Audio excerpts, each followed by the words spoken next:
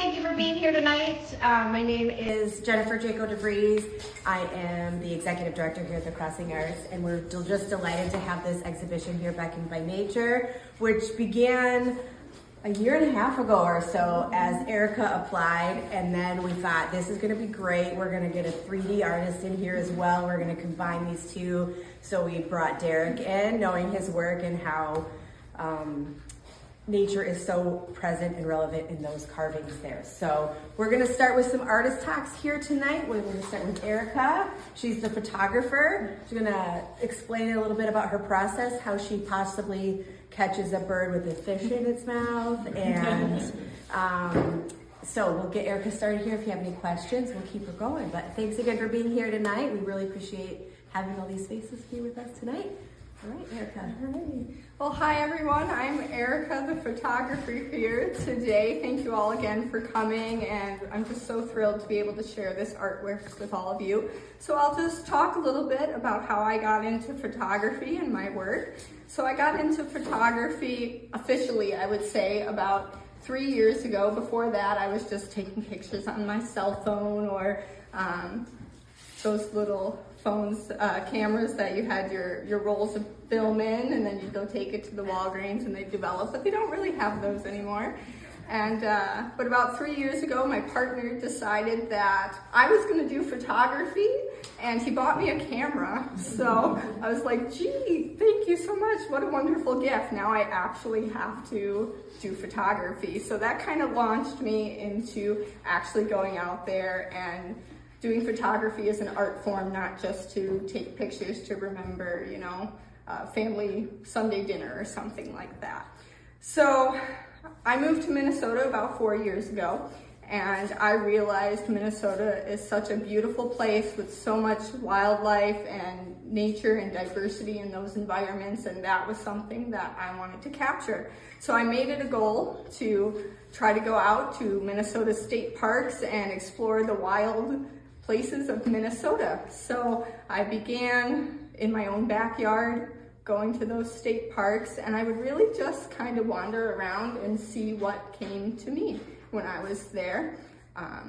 You spend a lot of time just sitting around, waiting, sitting, watching, listening, just being aware of what's around you, and it's so peaceful just to be able to connect and see what's happening in the natural world. So a lot of these images here are from Minnesota, and there's a few before my camera time where I have taken in some other places in Europe. So yeah, I'll just kind of leave it there and open it up to anybody who has questions for me. I'm happy to answer those. Yeah, go ahead. Where did you find the puffin?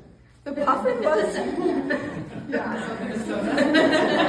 not Minnesota, although that would be quite a sighting if it was. I was in Iceland where I saw the puffin up in the north part of the country, and we were just driving along on the highway and decided to pull off on a roadside pull-off on the cliffs, and we got out and the puffins were just flying around and hanging out on the cliffs. So it was a very exciting experience and a bit unexpected, which made it even more memorable. How much of a zoom do you use? The lens that I have is 75 to 300, so it's not like one of those crazy large cameras. It's quite a small lens. If you go around and see some professional photographers, they have really large lenses that have much more powerful zoom. Are you still? How did your thinking change when you said you thought of photography as an art, not just taking pictures like before? Yeah, I think prior to getting an actual camera, I just kind of thought of pictures as a way to kind of remember something, or as a memory. Like I might look back at this picture in 5 years and say, oh yeah, I remember that dinner with the family, or I remember going out to this place. And I was just taking the picture to help me remember those experiences. But then looking at it more as an art form, thinking about the composition and the lighting and how it might actually look at the end when you go to print the photo, to make sure things are kind of in focus or it just doesn't look odd, like something just floating in the picture.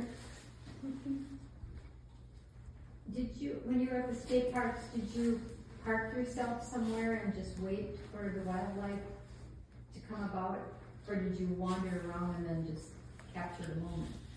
Yeah, I would say more of a wandering around. So I like to hike, so I bring my camera in a backpack and I just go out on the trails and hike. And if I notice there's some activity happening, I might hang out around there for a little bit and sit down and just see what runs across the trail or flies into the tree next to me.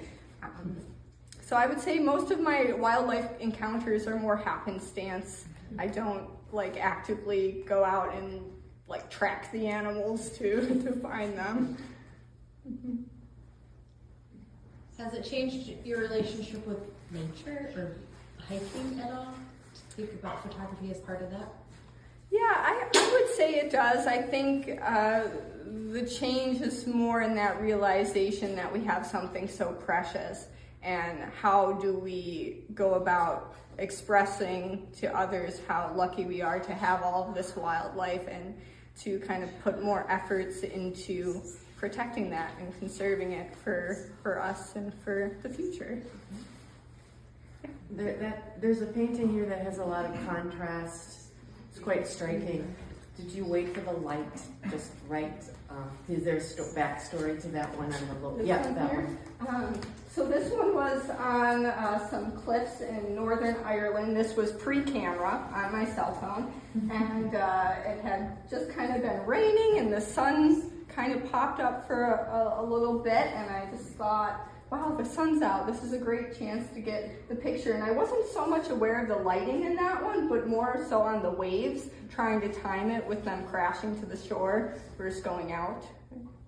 It worked out really well. What was one of your more memorable photo experiences? That's a tough one. They all kind of trigger a memory for me. One that I really enjoyed the opportunity to capture was actually the mink over here next to Derek's pieces. And this is kind of out right in my backyard, so I'm lucky enough to live along the river in Little Falls, but I live right downtown, and there's a small park in the downtown area. And I was just out, you know, walking around. I had my camera. I thought I might take some pictures of birds that day. And I was walking back home, and I saw this thing out of the corner of my eye just like pop up out of the rocks. And I was like, what was that? So I walked over, and there was the mink just checking me out, seeing what I was doing. It was early spring, probably around this time when, you know, everything was melting and waking up, and it probably hadn't seen a human in a little bit, and was like, who are you? So that was really fun and unexpected. Before I saw the mink, I didn't know there were mink that were living in that area, so it was very exciting. When you're waiting for the right shot, is timing your friend, or you just kind of slap off some rapid fire and pick from the best one?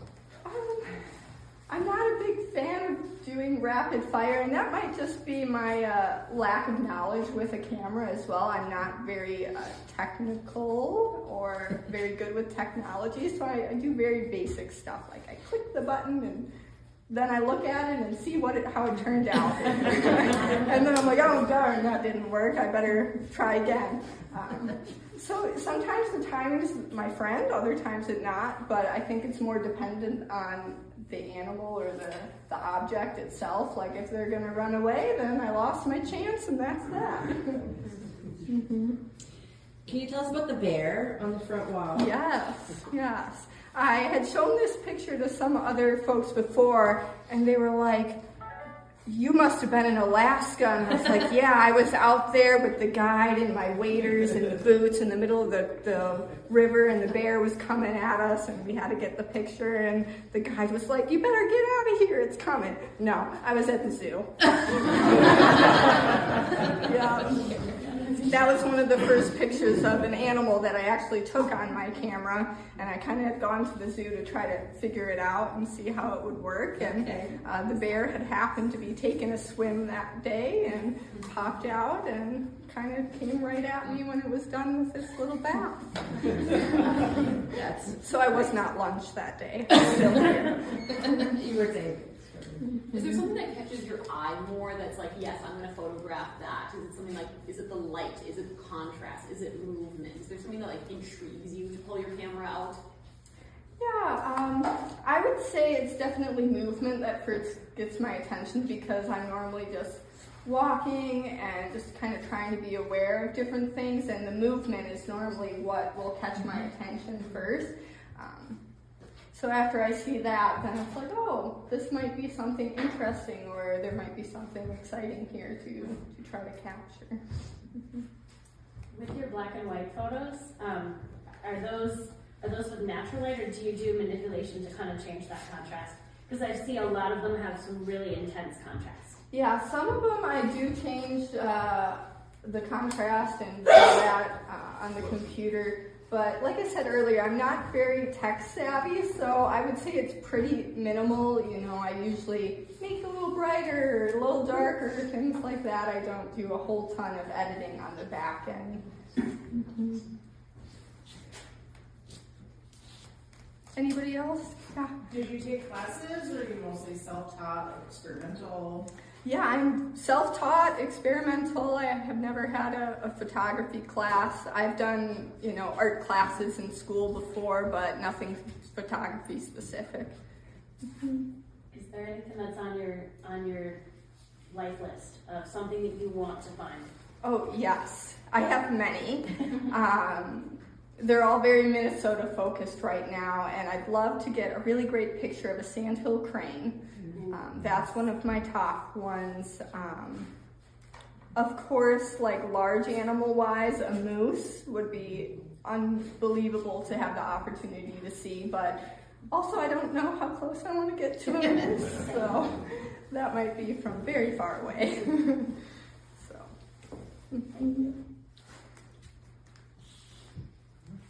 Any other questions for Erika? All right, thank you, Erika. Thank you so Happy much. to have you here.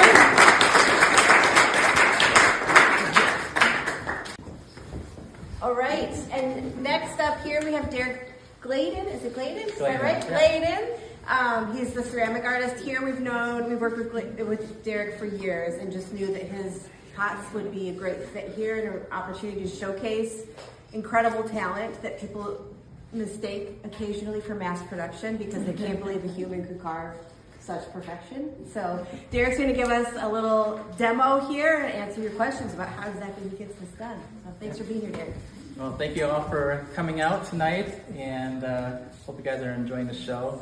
I did bring some props with me for my talk, just to kind of I'm going to try to give a very brief demonstration of how I carve these pots. I will not carve the whole thing, because even something as small as this takes about 2.5 hours probably. I don't think you guys want to stand around for that long. So, through the years of doing pottery, a lot of my pots have maintained the same shapes, but how I've decorated them has changed through time. And my more recent way of decorating pots is to use a technique called sgraffito. And that is scribing into the pot, starting off with a very black surface and kind of working our way back to the white. You might have had those little clay papers when you were a child that were black, and you had these little scribe things and you scratch white, the designs in them. It's a very similar technique that I use to get the images that I have on the bottom of my pots. And I'm going to attempt to do this while I'm talking, just so you guys can have that idea of how I work the tools. But I'm not very good at multitasking, so we will see how this goes. But as I said, we start off with the black surface, and normally what I'll do is I'll just very quickly kind of rough out what I want to carve. Just kind of with a very soft pencil, I will just map out a design real quick, And that just kind of gives me a ballpark idea of whether it'll be fairly balanced and how I can fit the design. I could freehand it, but you find that you end up in a pinch where you're trying to figure out how to fit things together. This way I can always adjust because I don't have to follow my pencil marks. Those will burn off in the kiln. And so once I have a design kind of drawn out, the next step is just to outline it. And so that's when you get something that looks like this when I'm finished. And so that's just going around just outlining my design. And I'll just do it real quick here. So Derek, what kind of stage of clay are you dealing with here? This is called the leather hard stage. And that's a good question because there is stages that work in the clay this way. It's a lot easier at certain stages and becomes more challenging in other stages. When I first begin carving, I like to have it at this leather hard stage. And this is where it's not completely bone dry. It's still got a little bit of moisture to it. And I'm able to carve into it without having to put a lot of pressure. And it's not going to flake as much as it would as a bone dry.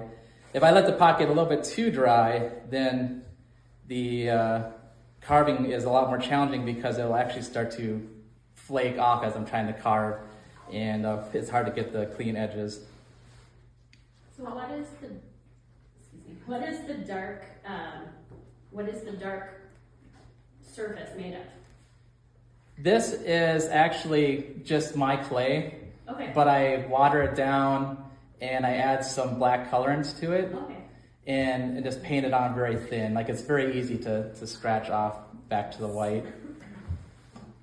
How long does it stay in the ideal stage for carving? That's a good question. Normally, what I like to have happen is all the way until I get to this stage, I like it to be in this leather hard stage where it's still kind of moist, some moisture in it. Once I get to the point where I'm doing the detail work, I like it to be a little bit drier because then it resists my tool easier. Or it resists my tool so that when I'm going in to do the fine detail work, it's not gonna, I can be a little bit rougher with it and it will be more forgiving. So at this stage, I'm just pulling away some of the clay from the design, and so that when I'm finished, I would have something that looks like this. And so it's sort of a blocky sort of representation of the final design that I'm wanting. And is the one on the table, the further along, is that just air dried or has that been in? I bisque these, Okay. and I'll leave them up here. I bisque them so that people can pick them up and look at them if they'd like to handle them. Was there something, Derek, about the carving that captured you when you were you playing around with ideas when you're transitioning between some of your older decoration techniques? I mean, I kind of know the answers to these, but I kind of don't entirely. Sure. But what, was it picking up the carving tool? Was it the final result, the process? What about that kind of nabbed you and was like, okay, this is what I'm going to do now on these pots? What drew me to it is I have actually a background in printmaking before I got into pottery, and I graduated with a fine arts degree from Bemidji State University with an emphasis in printmaking. And so what drew me to using this technique is that it's very similar to what you see like those woodblock carvings or woodblock prints or linoleum prints. It's a very similar technique and a very similar look. And I just sort of liked the idea that I was bringing something from my history into my recent work in pottery. And so that's kind of what drew me to. And then I wanted to also start putting in designs that people could relate to. And I'm one of those people who loves to be out in the garden and out in the woods. And so I wanted to bring some of that aspect into my pots, and so it just both those together, the printmaking background and the just bringing some other interests of mine into my pottery just seemed kind of like a natural fit. So at this stage, I have just kind of very quickly roughed it in. Normally, if I was doing this at home, I'd take more time, being more careful, but you can see how it's just kind of a block of the design. And this is where the glasses have to come in. But then from there, I would go in and fine tune. So I might like thin up my branches and shape the leaves a little bit better, and then come in with some of the detail. Do you usually like it a little drier once you start? Usually I like it drier and usually by the time I get to that stage, after I do this whole pot, it'll be almost bone dry. And I like that because I'm gonna be coming in along the edges, and I'm gonna have to do it really carefully with this. But with the bone dry, I can be a little bit rougher, and it seems like I get a cleaner line that way. This I have to be careful because it's not gonna resist me, and so it'll be easy for me to accidentally, take out what I don't want to take out. So you're moving kind of from a carving situation to more of an abrasion, like you're almost like kind of like a bit, yep. And I'm just kind of fine tuning the shape of the leaves and thinning things that I want, and rounding out where I maybe have some sharper points to make it a little bit more organic. Do you listen to anything while you're carving, music or podcasts? I usually listen to like podcasts, or I might listen to music. It's so boring. Yeah, exactly. What do you call that tool, the tools you're carving with? I think they're just basically sculpting tools. I think is all they really call them. I don't know if there's a particular name for them, but they can be used to sculpt clay, or they work great for this sgraffito. But I won't go into trying to clean this up too much because I'm a perfectionist and I'll be here all night trying to clean that up.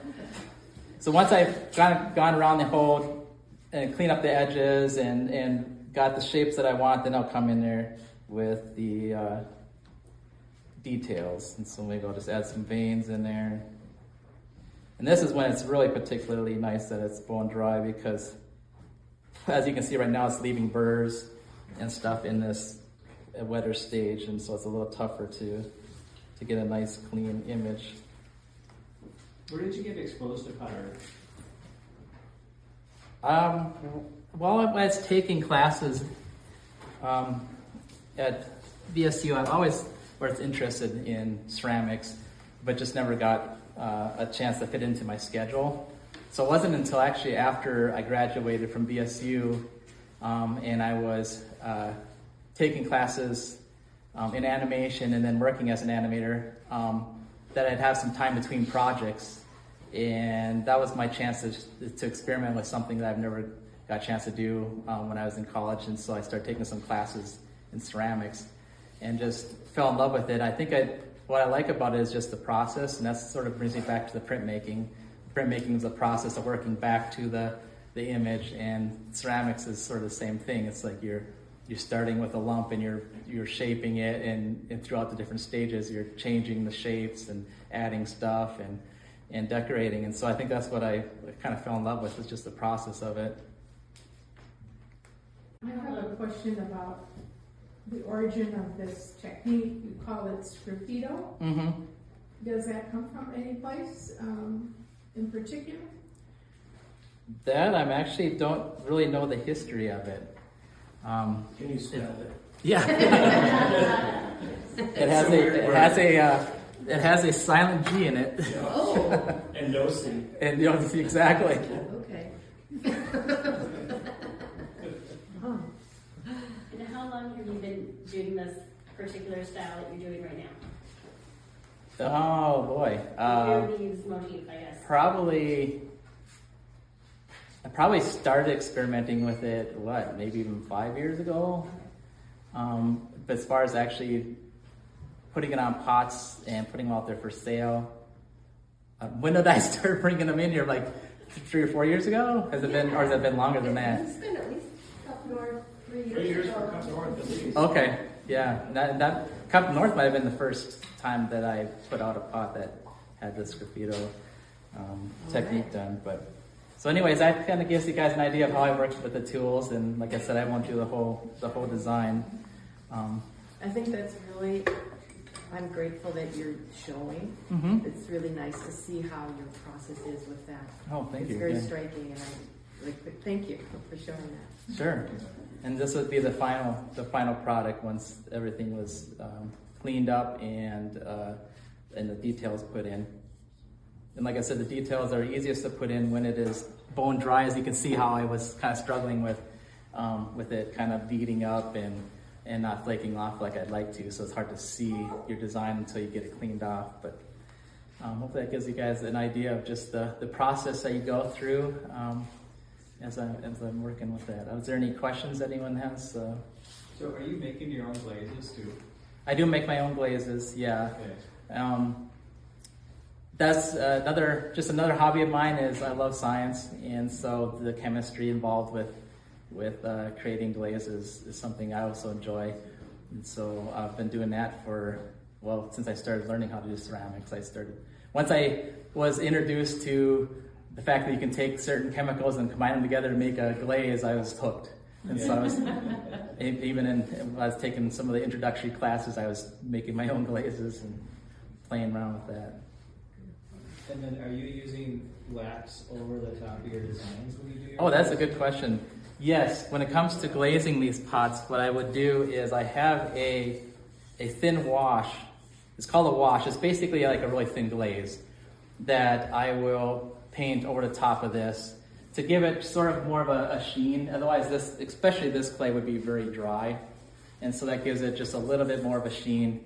And then I will paint wax over this section so that what the wax does, for those who don't know, is when I dip the pot in the glaze, wherever I have the wax, the glaze will just come off really easily, or I can wipe it off with the cloth very easily. But the glaze will just burn right off in a kiln, and so that way I can keep a clean break between my design and the actual glass. So then you glaze. dip the other end in. Yep. For the other color. So this part is Yeah. white is painted on, and the glaze itself is dipped. Oh. Yeah. Mm-hmm. How long would it typically take you? You said it takes about 2 hours to do the carving. For something this size, it'd be about 2 hours probably. How long would you say start to finish? With, I suppose there's a lot of steps in between. Yeah, that's a good question, and it's hard to calibrate just because there's so many steps in between. And a lot of times those steps are a couple minutes here, maybe 10 minutes there. So when I first begin, I will throw the main shape, and then we wait till it gets to what I've already referred to as a leather hard stage. And that's where I put it back on the wheel and we'll trim out to get the final shape that I want in the extra clay. That's how I get the foot sunk in, and also get this little band here, which helps me separate the glaze from the design as well. And once that is done, then the black is painted on after that. Then I let the pot sit until I get to the stage that I want them to, because they'll be a little bit wet again from painting the slip back on. We call it slip, that black area, and then work the design in. So the designs themselves, something small usually takes about 2.5 hours. Something larger can take 4 or 5 hours. You might notice I don't have a lot of big pots. It takes hours to carve, and you might notice that even with that, I'm having to manhandle it. And some of the bigger pots, I often will end up with a crack. And so there's nothing worse than 5 hours of carving and then having to throw it out because of crack. So that's why you tend to see a lot of smaller items.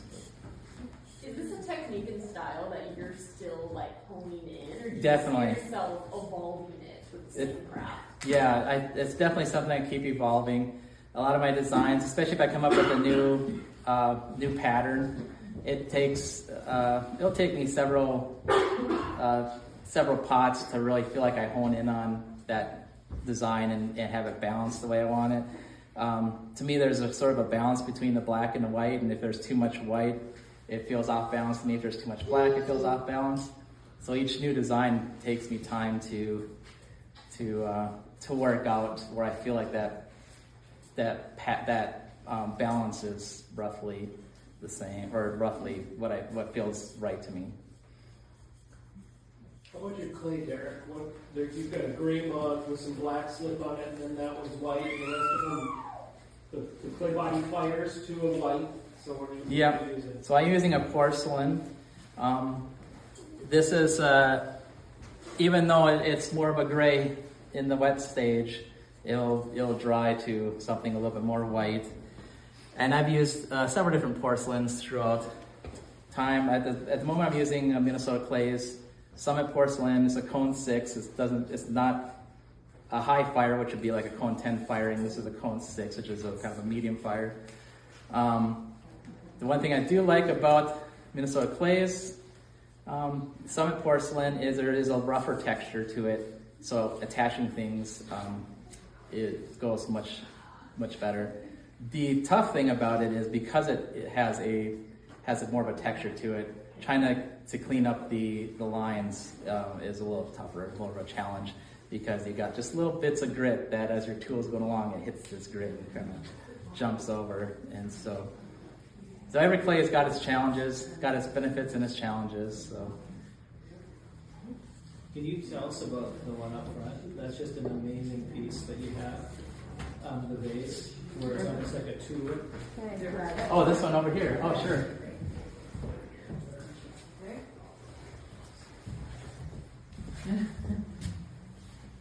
So this is thrown just as a kind of a fluted bowl. And then what I do to get this pattern into it is I turn it over and I have a really flexible piece of plastic with a straight edge. And so I lay that over here and I take a carving tool and I just carve into there and then blend it out. And I do that all the way around. And then the lip here, the same thing, I just hand carve it. And so all this is hand carved. So it's all flat, just as this is, before I'm done, and then I come in and carve in the indents. Yeah, it's just incredible. Thank you. Is this your full-time vocation as an artist, or is this still a free time?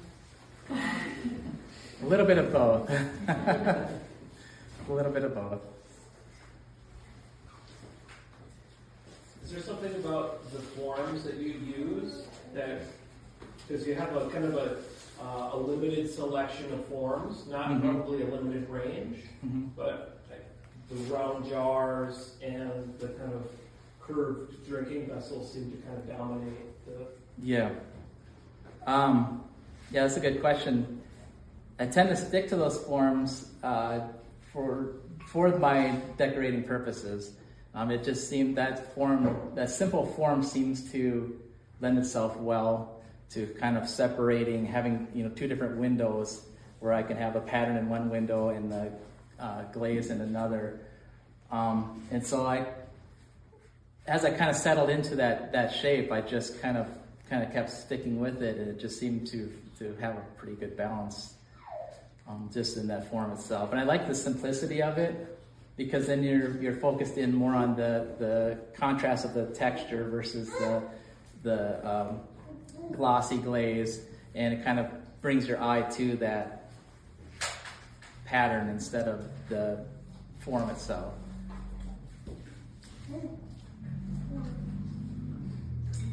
Any other questions?